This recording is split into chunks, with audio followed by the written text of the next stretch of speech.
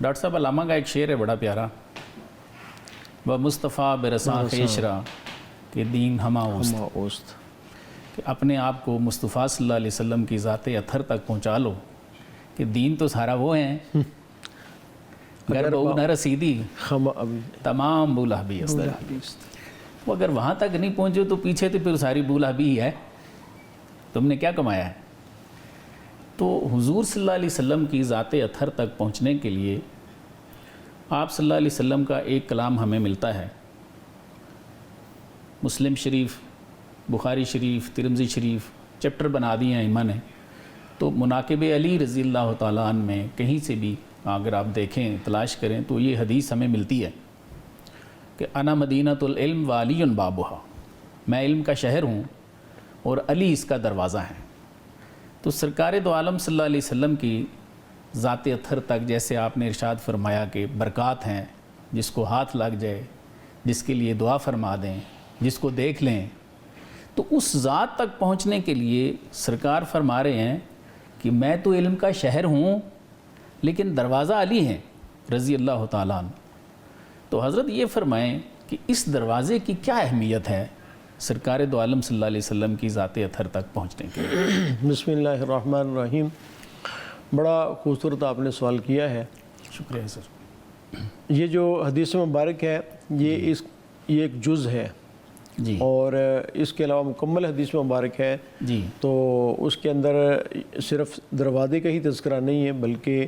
اس کی چھت کا بھی تذکرہ ہے، اس کی دیواروں کا بھی تذکرہ ہے۔ جی جی، تو اس میں غالباً جو ہے دیواریں جو ہے سیدنا ابوبکر صدیق رضی اللہ عنہ قرار دیا گیا، حضرت عمر کو چھت قرار دیا گیا، چونکہ پوری حدیث ابھی الفاظ میرے ذہن میں نہیں ہے، جی جی، کمی بیشی ہو سکتی ہے۔ جی جی، تو اس میں تمام خلفائے راشدین کو شامل کیا گیا جی، اور دروازہ فرمایا گیا کہ حضرت علی جو ہیں اس مدینۃ العلم کے جو دروازے ہیں، جی، تو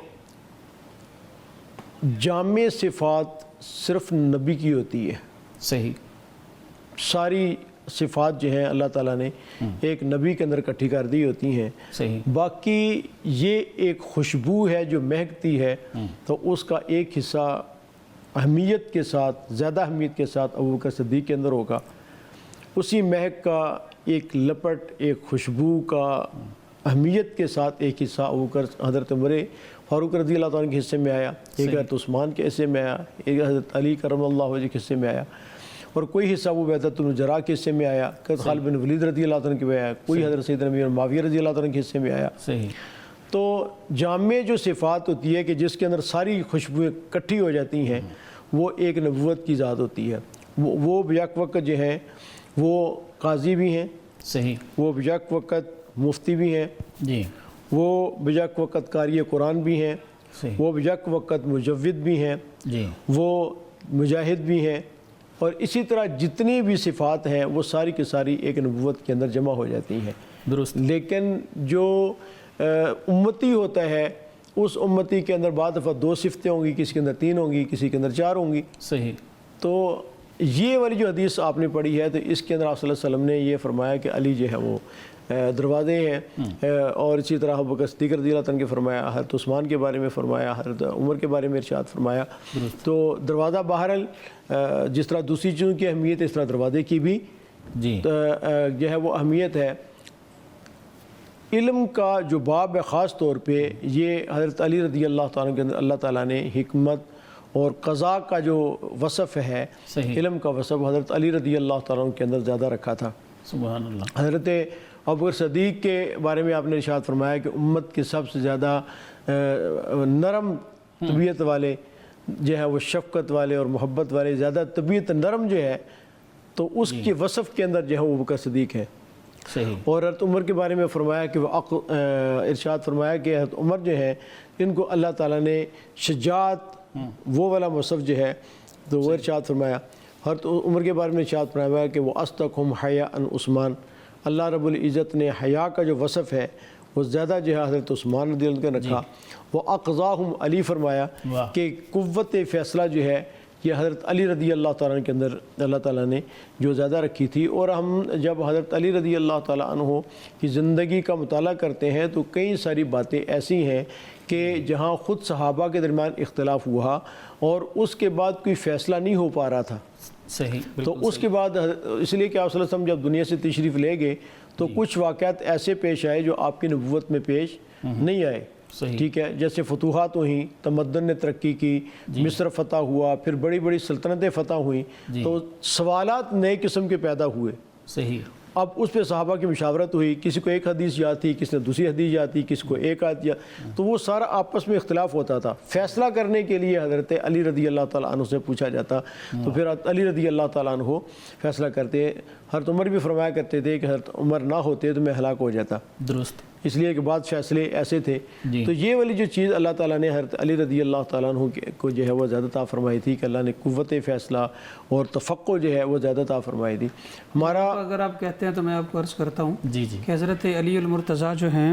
انہیں ہم مولائے کائنات کے نام سے جانتے ہیں جی کہ حضور سید دو عالم صلی اللہ علیہ وآلہ وسلم شاہ فرمایا جی کہ من کنت مولا ہوں فعلی مولا ہوں، جی کہ جس کا میں مولا ہوں اس کے علی مولا ہیں۔ تو آقا علیہ السلام پوری کائنات کے مولا ہیں، اور اسی طرح حضرت علی بھی مولائے کائنات ہیں واہ، آقا علیہ السلام کے فرمان کی روشنی میں۔ یہ جو باب مدینۃ العلم کہا گیا ہے، انا مدینۃ العلم وعلی بابھا، تو اس کا مطلب یہ ہے کہ آقا علیہ السلام اللہ کا جو علم ہے اس کا شہر ہیں، اور اللہ کے علم کا دروازہ علی ہیں۔ سبحان اللہ، تو جب تک کوئی علی سے ہو کر نہ گزرے جی تب تک نبی کے علم تک نہیں پہنچ سکتا۔ واہ، اس میں حکمت سبحان یہ ہے۔ اللہ، سبحان اور دوسری بات یہ ہے کہ حضرت علی کو دروازہ اس لیے بھی فرمایا گیا جی کہ واحد اہل بیت کا گھرانہ ہے، علی کا گھرانہ وہ ہے کہ جو اس جہان میں بھی اس امت کی جائے پناہ ہے، سبحان اور اس جہان میں بھی امت کی جائے پناہ ہے۔ سبحان اللہ، جیسے کہ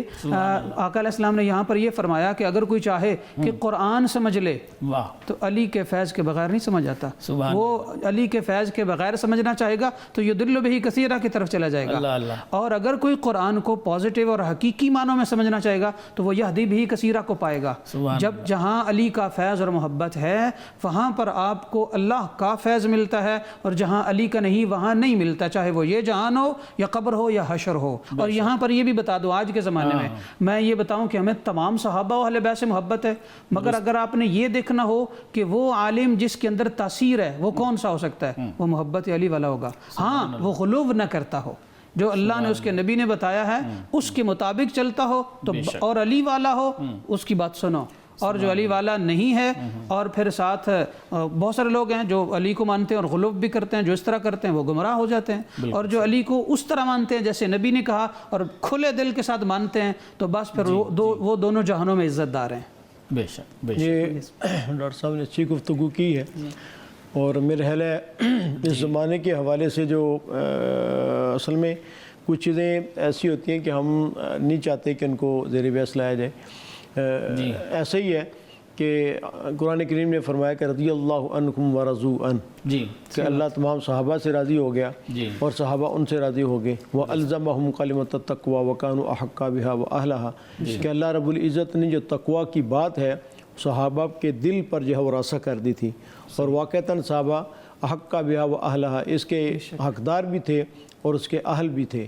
تو تمام صحابہ کے لیے اولئک هم المفلحون، یہ جو کہ ہے یہ فلاح پانے والے ہیں، اولئک هم الراشدون، یہ سارے کے سارے جو ہیں وہ ہدایت یافتہ ہیں۔ تو قرآن کریم نے تقریباً 400 آیات کے اندر صحابہ کرام رضوان اللہ تعالیٰ علیہم کی مدح جو ہے وہ بیان کی ہے۔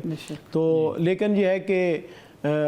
ہر ایک اپنا رنگ ہوتا ہے، ہر ایک اپنی بو ہوتی ہے، تو کسی بھی ایک بھی صحابی جو ہے ان کی دل میں اگر ذرا سی بھی قدورت ہے یا نفرت ہے، ظاہر ہے کہ حضرت علی رضی اللہ عنہ کا مرتبہ ہے بہت بڑا ہے، سیدنا صدیق اکبر رضی اللہ تعالیٰ عنہ ہے بہت شان ہے ان کی، حضرت عمر فاروق رضی اللہ تعالیٰ عنہ،